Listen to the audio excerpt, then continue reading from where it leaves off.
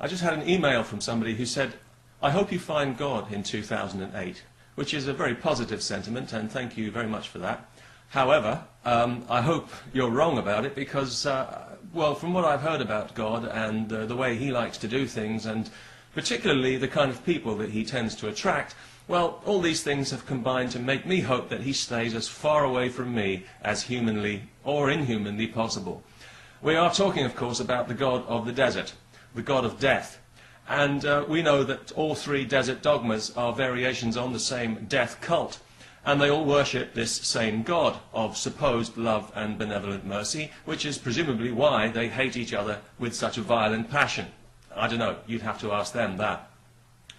Collectively, they're known as the children of Abraham because Abraham is the original patriarch to whom they all trace themselves back. In fact, without Abraham's influence, there's a chance that none of these dogmas would even exist today, which makes me wish there was some way that I could travel back in time and give him a severe talking to. "You stupid idiot," I'd say. "Couldn't you foresee what would happen? Some prophet you turned out to be." Abraham is the person who originally decided that there would only be one God from here on in. One size fits all, that was his message. And this would have had quite a devastating effect on the God community at the time. All the gods of the rivers and the mountains and the woods and so on, the local, small, specialized gods that had served people so well for generations, they would have suddenly found themselves squeezed out of the picture or forcibly amalgamated into one giant elemental conglomerate with centralized control and narrow moral code and righteous vengeance in its heart. Even to this day, it's a matter of some conjecture whether this was the right direction for the human race to take at that particular time. The debate goes on. Now, appropriately, given the religions that he spawned, Abraham was not particularly noted for his mental stability. He was famously prepared to kill his own son because he heard God telling him to. Fortunately, God intervened at the last second and stayed his hand, proving what a just and merciful God he is, if you ignore the severe psychological trauma he's just inflicted on these two unfortunate people. Scarred both of them for life, no question about that. But that's pretty much par for the course, isn't it, for the Old Testament? Everyone ends up scarred, mentally, physically. Hardly anyone comes out of it in one piece. I mean, look at the treatment dished out to Adam and Eve, the very first people on the planet. They were punished for being true to their nature, the very nature that God endowed them with. He knew they were curious, he knew they had to be curious to survive, so he knew that they would eat that apple. You know, a cynical person might start to suspect that God only created us in the first place in order to punish us. Because this is the first lesson we learn in Genesis, that being human is a sin. We were punished and driven from paradise for the sin of being true to our nature. But we pulled ourselves together and we started on the Tower of Babel because we wanted to get up to heaven and have a look around. We were being curious, doing what comes naturally. But God didn't like that much either, so he punished us by destroying our language. So here we are, we're barely just a few pages into the Bible, and already we've taken two massive body blows from our loving and merciful God. Shortly after this, he floods the entire planet because somebody must have looked at it in the wrong way. He does tip off one person to build a boat because obviously he doesn't want everyone wiped out, otherwise there'd be nobody left to punish. Now, I can understand somebody reading the Bible for pleasure because it's arguably a great work of literature, it's certainly an interesting cultural artifact, but it's not the Word of God, and it's really time that we stop pretending that it is, or even that it might be. God is the main character in the book, and if you read it, you'll quickly see this. He's an interesting personality, if a little crudely drawn. He's basically an attempt to put a human face on the creative life force. But unfortunately, we've saddled him with all our own petty prejudices and made him a bit too human for our own good.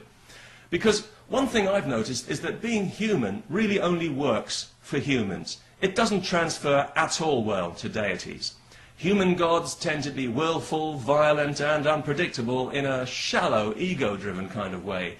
The only thing boundless about them is their eagerness to take offense, like so many of the sensitive souls who worship them.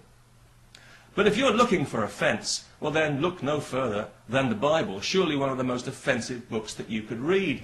unless you believe that adulterers should be killed, or that it's okay to sell your daughter into slavery, or that anyone who works on the Sabbath should be stoned to death on the spot, maybe you're fine with all that, or with the fact that God repeatedly advocates mass murder. Granted, he doesn't specifically mention cluster bombs and cruise missiles, but no doubt this is where the fine art of biblical interpretation comes in. This guy's got a track record that would make Saddam look like Gandhi. In Deuteronomy 13, according to God, if you hear of a city where another god is worshipped, you must kill everybody in that city, men, women, children, babies, even cattle, and then you must burn that city to the ground. Oh, and by the way, thou shalt not kill. So I hope you can see why it is that I have trouble embracing this God of the desert, this God of death that you seem to be so fond of, and I hope you can understand why it is that I want absolutely nothing to do with him, whether he exists or not. I simply don't share his values. I find them to be quite literally inhuman. So I really don't care what he's got to say about anything. And if he came clumping down from heaven right now in a big pair of hobnail boots, waving the book of Judges in my face, I'd simply tell him what I tell every other evangelizing prick I meet. No thanks, I'm not interested in your phony salvation. I prefer damnation. Now piss off, I've got some sinning to do. If I don't accept a bogus story about a supposed human sacrifice that took place in Jerusalem in something like AD 1933, if I don't accept this, I'm going to hell. If I don't accept this wonderful offer, I'm extremely offended. I think of all the cruelty and violence and misery and stupidity that's been inflicted by that. I do not go and burn down the nearest Baptist or Catholic church. I'd be ashamed of myself if I did. I don't call for people to form mobs to vindicate my hurt feelings. I don't do it. The Archangel Gabriel never said a word to the peasant Muhammad. Not a word. The event as described did not take place. I feel quite certain in saying so. Any more than the Archangel Gabriel announced himself to the non-Virgin Mary. I find it repellent to have to hear of people and the way they're treated who live under systems where that stuff is believed. It couldn't be more offensive to me. Who's ever going to say, well, if your feelings are hurt, Christopher, you're perfectly entitled to go burn down a newspaper or a house of worship. Right. Well, how contemptible can you possibly get? I'm an atheist. I wouldn't put a bomb in the Samara Dome. I have a natural human resistance to profanity. It comes from Antigone. It comes from Sophocles. It doesn't come from monotheism. No, it means that if whatever you do, they will find a reason to take offense. And when they've done that, they think it's their axiomatic right to go straight to violence of the most criminal kind, including, you represent the United Nations here, Shashi, for heaven's sake. Violations of diplomatic immunity, one of the most precious gains of human civilization. No, one has to oppose this 100%. Come on, this is not serious. I'm not going to live under the dictatorship of people like this. I'm not going to listen to their opinions. I'm not going to respect them. I'm going to say, no, you keep it to yourself. Do not dare address me. Do not dare talk to me as if you're warning me when I comment on this. I won't have it. I won't be talked to in that tone of voice. Because, as Karl Marx so brilliantly put it, the criticism of religion is the beginning of all criticism. If you don't have the right to criticize religion, you have no right at all. It is the most important argument that we have, ever since the dawn of civilization. What about the most important minority in the history of the world? Those who have never believed in God, those who believe that an ethical life is possible without religion, those who have studied the stuff and know that Judaism is derived from ancient race myths, and that Christianity is a plagiarism of that, and Islam an even worse plagiarism of the two above, who don't want it. There are lots of us. Actually, the largest branch of the humanist movement in the world is probably in India, which has a wonderful secular tradition. We have to be insulted and outraged every day by what we see and what we read. By slaughter and murder. Slaughter and murder and barbarism and insult and superstitious nonsense. We do not reply in kind. We don't say, we'll go and kill you if you go on insulting us like this. Do we get no credit for saying this? When has anyone ever said, what's it like to be insulted as someone who thinks that civilization is a real thing? Why is it always interfaith? Why is it always interdenominational? Why can't we say that all of these cults are equal and equivalent glimpses of the untrue? But what? As an outspoken atheist, I'm often confronted with the question by theists, as well as fellow atheists, why I feel the need to talk about religion.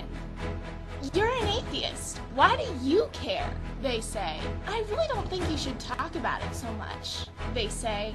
Why can't we all just live and let live?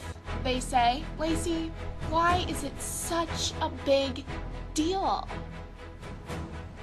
Why is it such a big deal?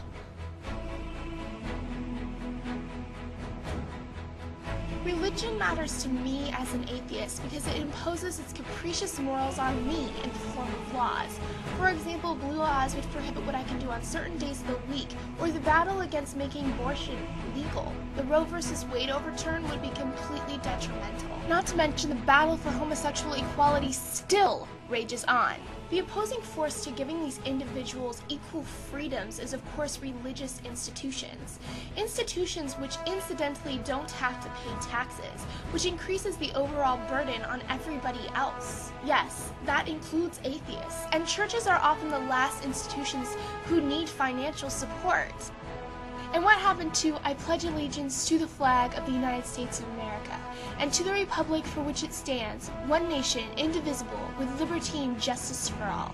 Religious imposition in secular mediums haven't always been that way. Under God wasn't added to the United States pledge until 1954, and In God We Trust wasn't added to money until 1957.